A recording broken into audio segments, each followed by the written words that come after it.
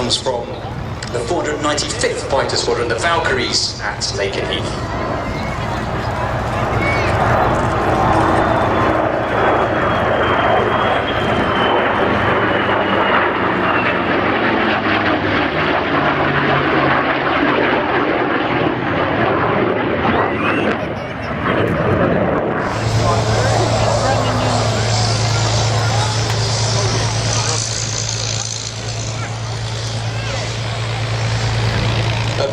To John Dodd as he taxis past in his own P51 there, but coming in again from your right hand side, here comes our lovely formation, led by Cam in that P47. See the vortices coming off the tips of anything.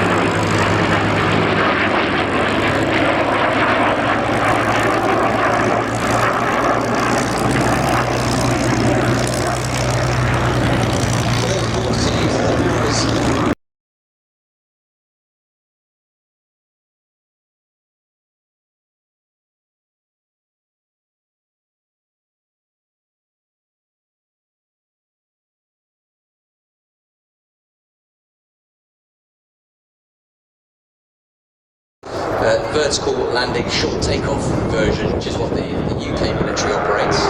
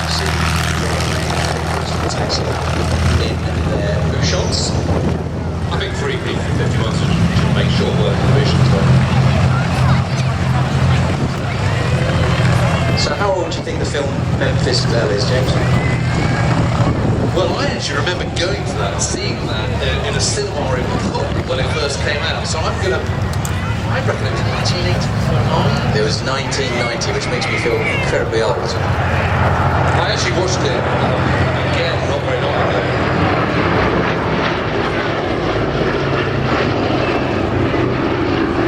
And I have to say, I thought it really, really held up. I think it's brilliant, amazing film. Did the Bombay doors open on Sally B there? Just as just giving us. It's actually not that big for a 4-engine plane, and you're right that it can do about 2.5 tons, something like that, whereas a Lancaster at a push could do 10.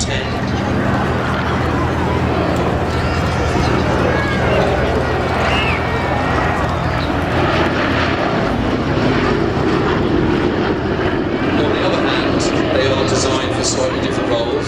B-17 is predominantly a daylight bomber, hence which is why it's got no ventral turret on a Lancaster, even though most night fighters, the proper night fighters, are attacking from underneath with their Schrader muted, their cannons pointed upwards, so very, very underprotected. But the underprotection means they can take more bomb load, so it's a payoff. But that's why nearly 50% of all those who flew in Bomber Command didn't make it home. It's always a payoff. I remember talking to a crew member that I think it was the navigator of the company. Yeah, that's more than enough for a couple of missions. They still made it home. That's the 47 Nelly B.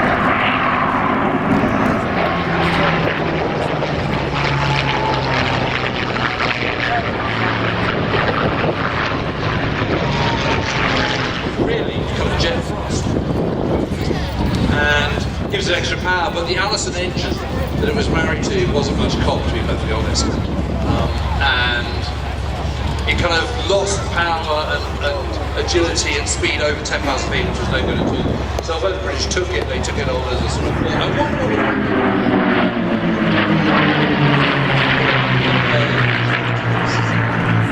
the rest is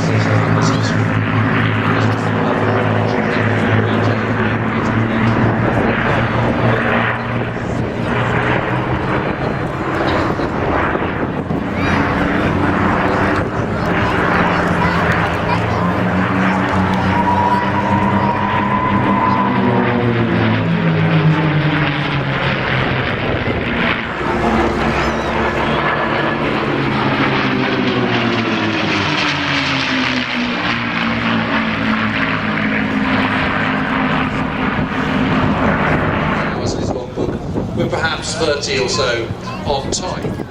By the beginning of 1944, end of 1943, that's more like 100 hours, or even less, 90. Of course, it's a complete lapse and slaughter.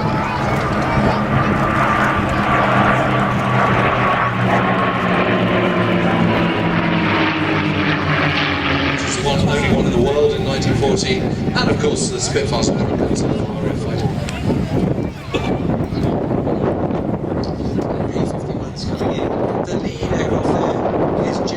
That's a new addition to the Sywell stable here with multiple warbird flights, and you can actually fly in the back of that aircraft. It's got dual controls and you can actually go and maneuver anything on the go.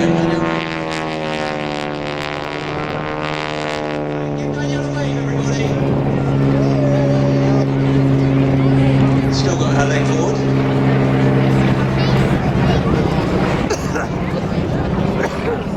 Changing position on her harness on the support at the top of the aircraft she has. She's now on top of the wing, waving. Big wave as they fly left to right, slow speed.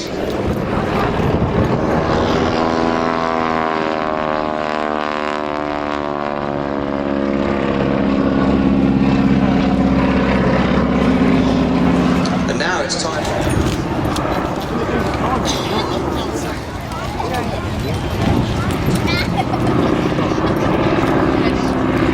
To line the aircraft up on the display line.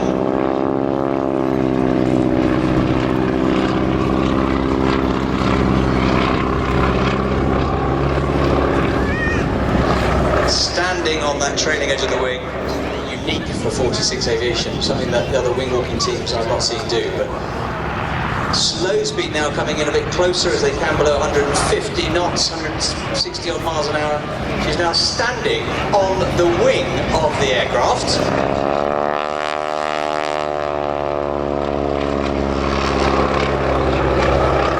She is on that left wing, standing, giving us a wave, which I think is absolutely incredible.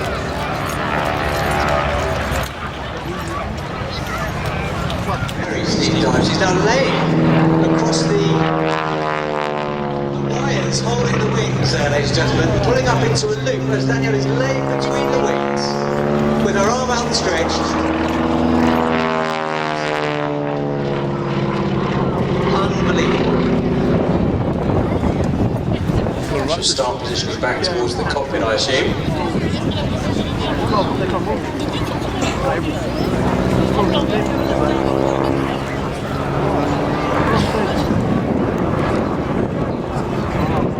No, I'm wrong. She's actually gone even further out on the wing by the looks of it. Everybody, slow speed pass. Let's give her a huge wave.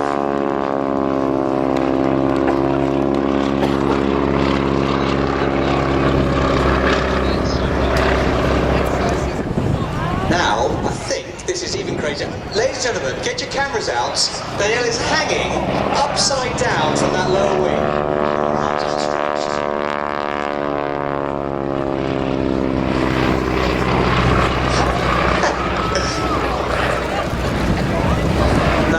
Be comfortable. I think now maybe sitting at the leading edge of that wing. There we go. So kicks the legs and waves her altitude.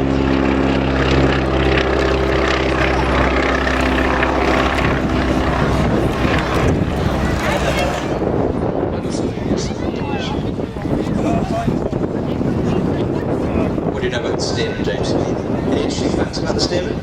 No, but I have just been quite rightly corrected about my comment about the Corsair not serving in Europe, because it did, flown by the Royal Navy and something operations against turbines. Or we're going to see a landing here. You might think you know a lot about the Second World War, but you don't know everything. Here we go, Emilio and I bring it down for a lovely soft landing, I hope, on runway 23. A big wave to Emiliano and Daniel. Please put it. One of the things that fighter pilots often talk about that matters in the Second World War is how they're in the middle of a melee 1 minute and the next minute the skies are completely empty. And we just thought, okay.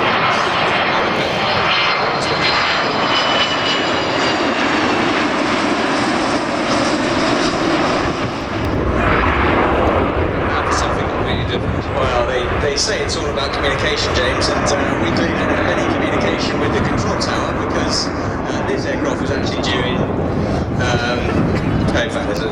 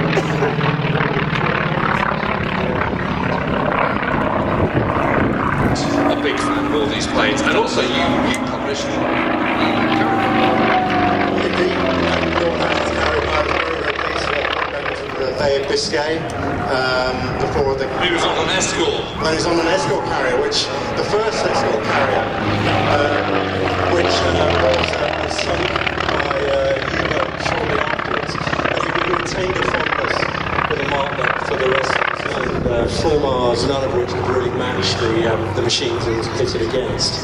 Very manoeuvrable, isn't it? Very, very manoeuvrable, and like the rest of the Grammars, and the Hellcat, which was the sort of the machine which sat in really close association with naval aviation for decades. Obviously, the white and black association.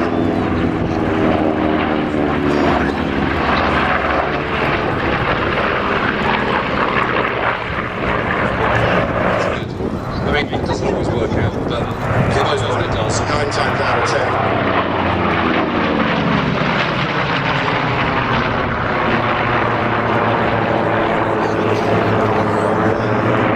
What's it like? James, do you know when the Corsair scored its last aerial victory? No, but it must be Korea or something. 1969.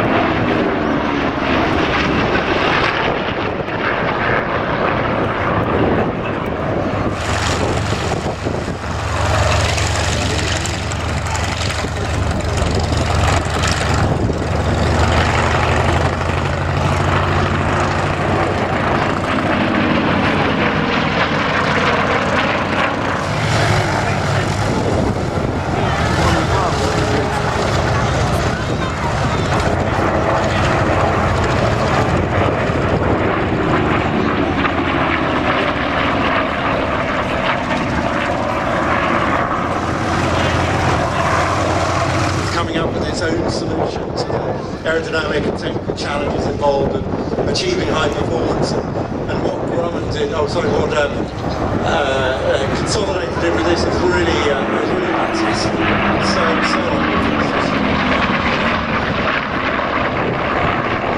the Hellcat was the one which brought Grumman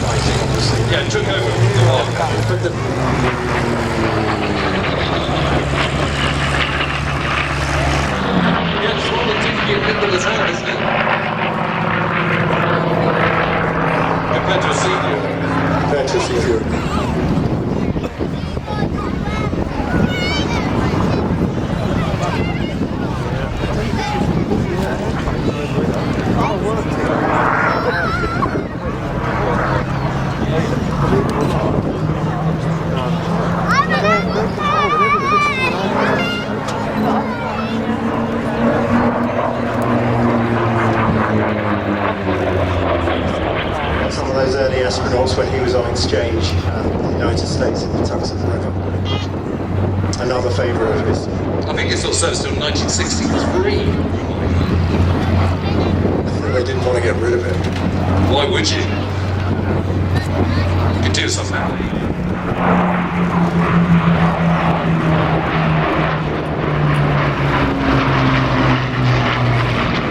And it's got a bigger engine.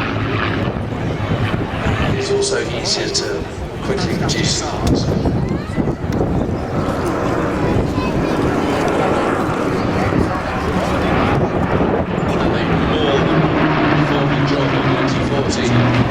Frankly, the country was next to the hurricane. Out of all proportion to machine guns.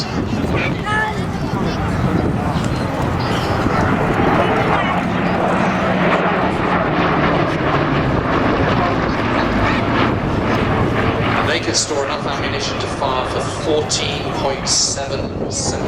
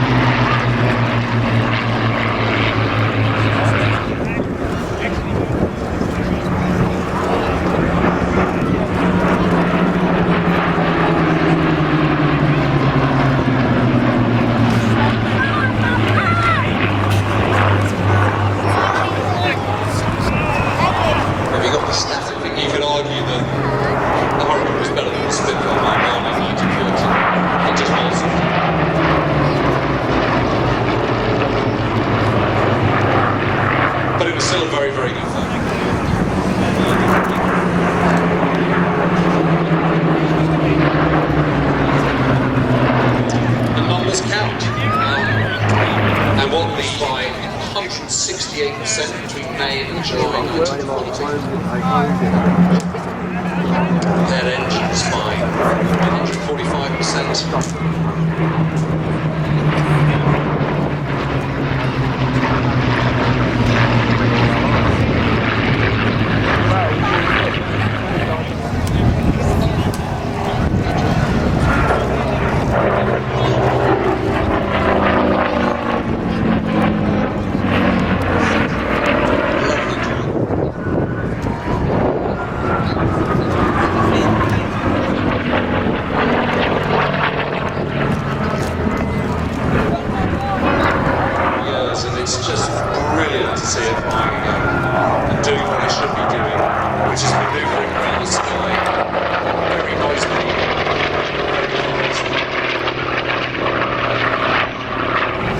Seat of the aircraft, letting him fly it, and then City Cotton would open the cameras and then start taking covert pictures using this aircraft.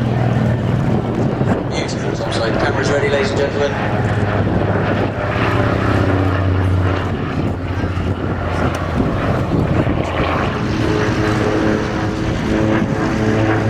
So what's the thinking behind the twin rudder? Because obviously it's aimed at a lot of aircraft, not least Lancaster. Well, what you might notice is that a good question. There's a good shot of that rudder sitting behind the engines there as he runs in on the V-axis. But if you think about surface area, so if you have two rudders of a certain size, or two tail fins of a certain size, you'd have to have one massive tail fin. So if you split them, you could get the same amount of effect. It's a big version of this aircraft you're looking at.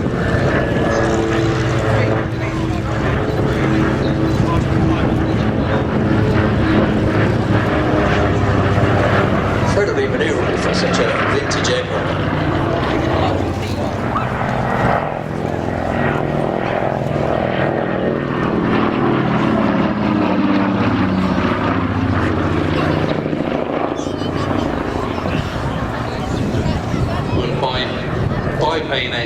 Biplane era to a monoplane one. Think how futuristic and modern that must have seemed. Civilian on the ground looking up at that in 1936 when this first breached.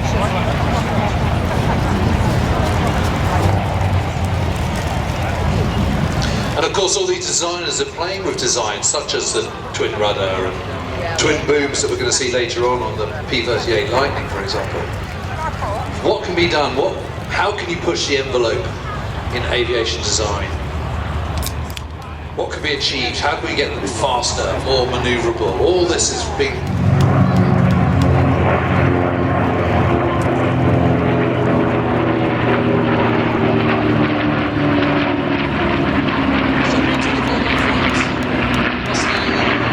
Corsair on the right, Aviation at the back, to name the three, they were all kind of disciples of Billy Mitchell.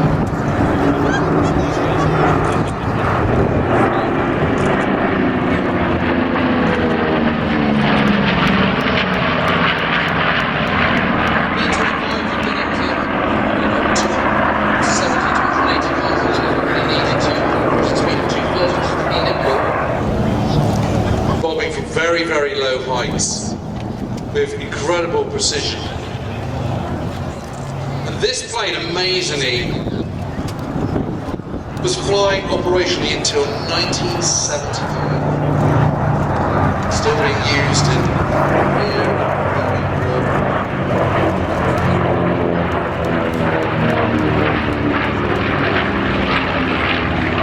breaking away to do its own display now. When Allied air power was really ruling the roost. Served all around the globe, all theatres. Any flight called DC-6. He's very much enjoying flying this today. Yeah, I mean, look at it. You can see how kind of manoeuvrable it is. I mean, it's really much more.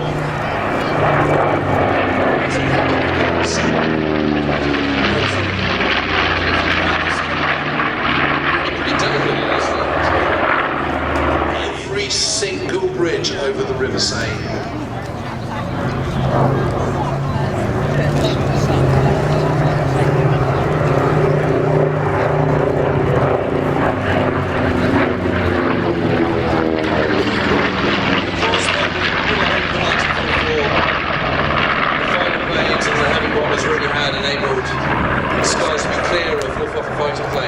To hit something that's moving fast.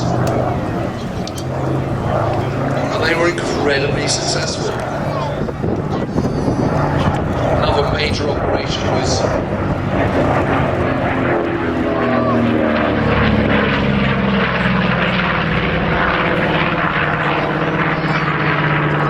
Operation Scarlet, which was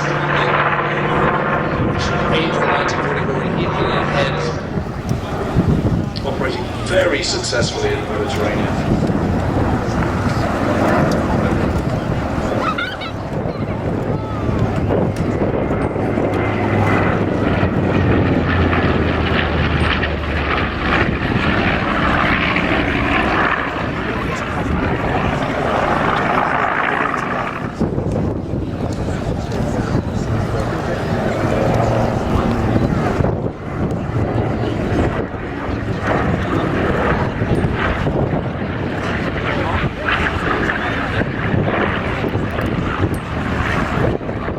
Sloping over to your right. In the lead now we have the P-38. Pulling up into a 3-ship lead with that P-51 on the left wing and the Corsair on the right. Amazing formation as they get to the top of the loop.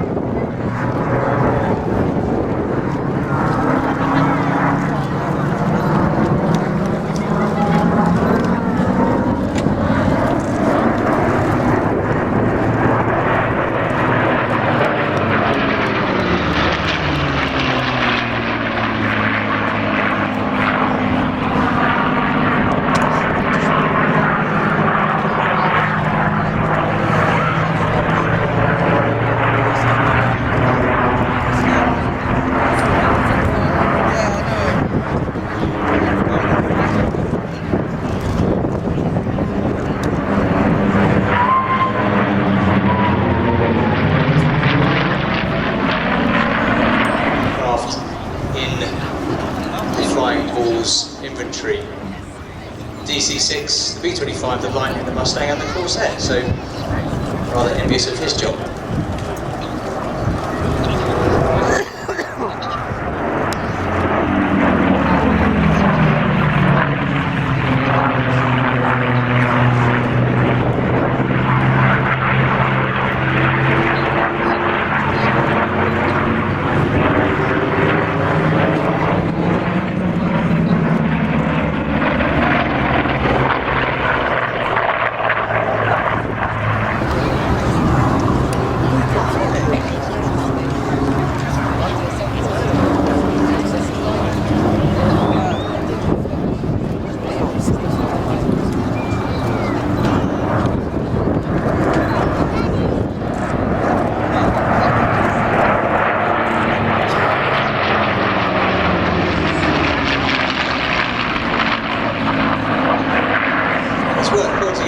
Flying formation aeronautics is a skill in itself, but to do it in 3 different types of aircraft, where the aircraft perform very differently, the speed differential, the top of these maneuvers, the wing loading as the speed changes, every one of them is different. The pilot's working very hard and doing a grand job doing this routine.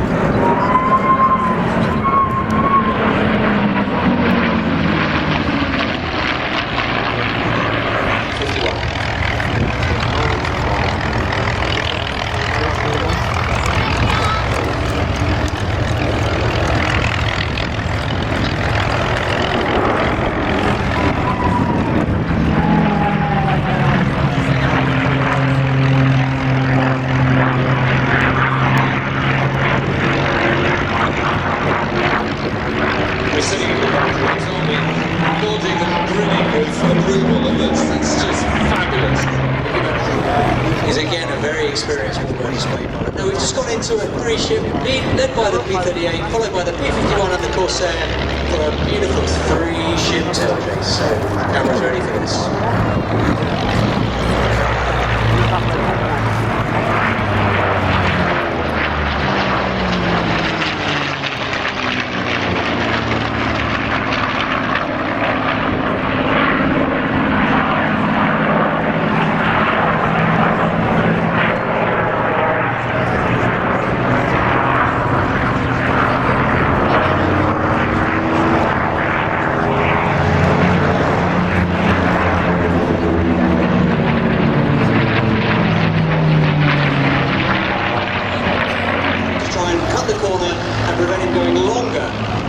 As he rolls out, slightly above him, it's called lead and lag, and it was definitely a dogfighting principle during the Battle of Britain, Second World War.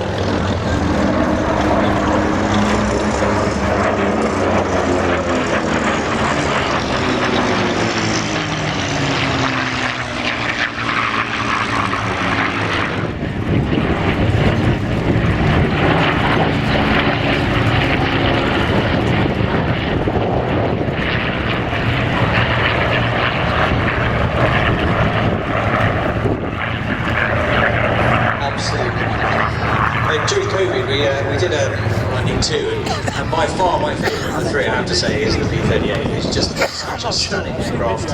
Of course, the English Electric Lightning was, growing up as a kid, I had pictures of that all over my flying balls.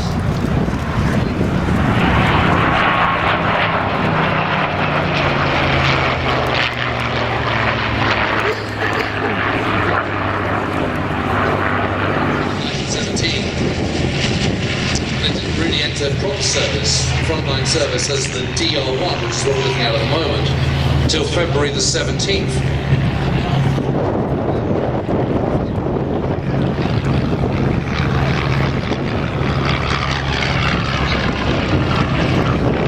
Red Baron scored the last of his 17 victories, I say only the last 17 scored in the triplane. Had all sorts of structural problems to start off with. The wings kept collapsing, but incredibly manoeuvrable. And of course, in the biplane era, it's all about manoeuvrability rather than speed.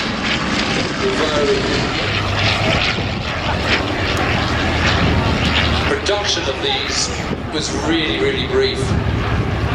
So, experimental ones in September 1917, first production run from October 1917. All over, of course, the Fokker D7, which is biplane you see following. It's cantilever wing and improved ability to climb and excessive maneuverability. In actual fact, 1-3 total. Top speed of the triplane about 110 miles an hour. Top speed of the D7 about 120 maybe on a good day. But they're still pretty nimble. I mean, looking at these now, Mike, as a pilot yourself, I mean, what's your sort of thoughts? It's amazing to watch. There's a lot of fabric, a lot of wire. You're right, they do look good.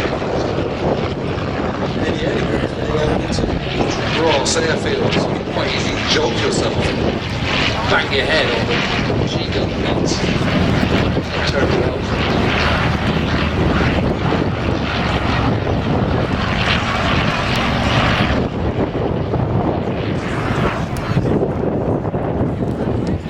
And it was a captured one from February 1917 that persuaded Anthony Fokker that this was the way to go. So he took it back to their plant at Schwerin, told Reinhold Platz, his chief designer, this was what was needed. He wanted a Fokker triplane as well. The first prototype.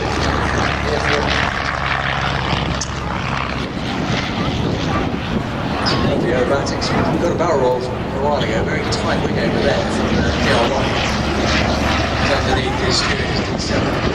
And I guess that's its USP, isn't it? It's maneuverability that you get from the three-wing Dolphin 2.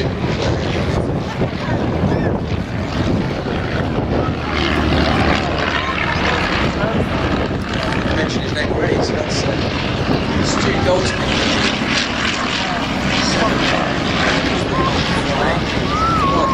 So he's having a busy day.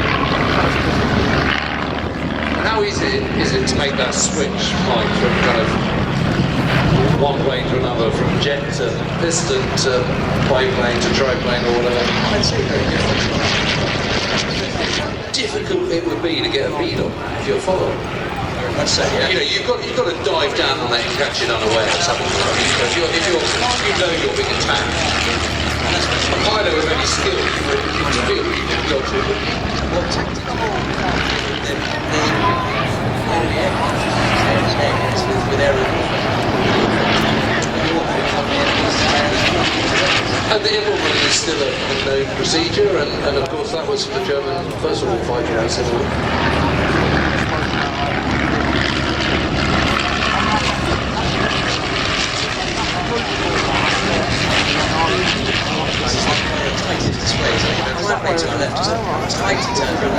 Yeah, it's amazing, isn't it? You really do get a sense of a totally different type of air combat with these machines, don't you? And it's interesting, I remember talking to Tom Neal, British fighter pilot, one of the first Allied pilots to land in Norton. He's using the friction on that skid to help slow down once the tail is down. But Tom Neal said that the Messerschmitt 109E could climb faster than anything else, it could dive faster than anything else, it could pack a bigger punch in the combat zone. And what a difference that is to this kind of aerial fighting, where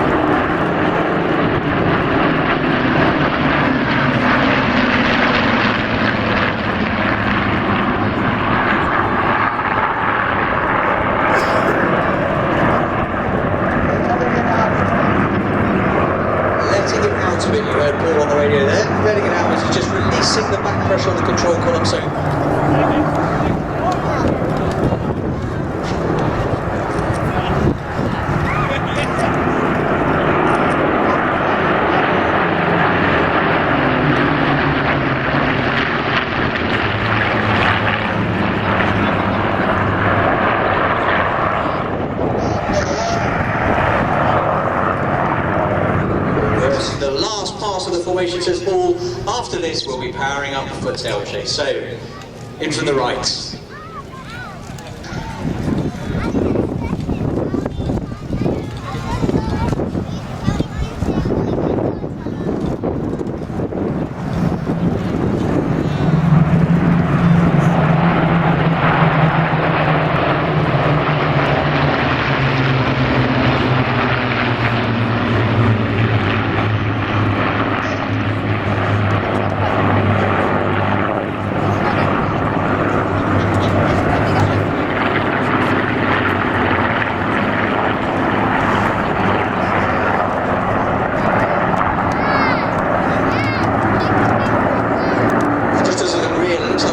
Photoshop pictures where you see one aircraft and time stills of the photos, but it is real legendary.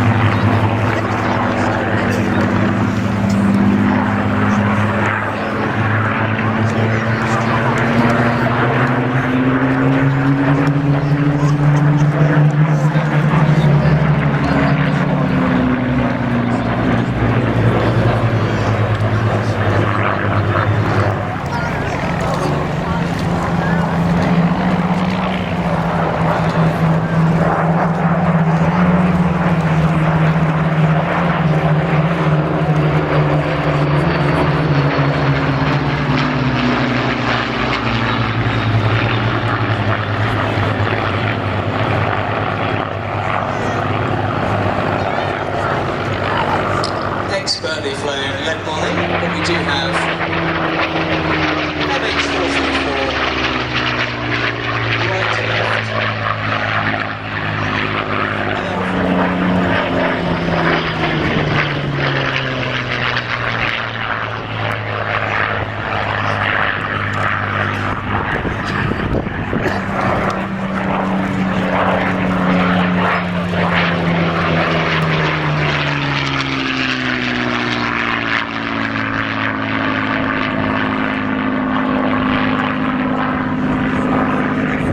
I said earlier about the privilege of flying aircraft that have such pedigree. Now this very aircraft you're watching displayed now that you can go flying in was the very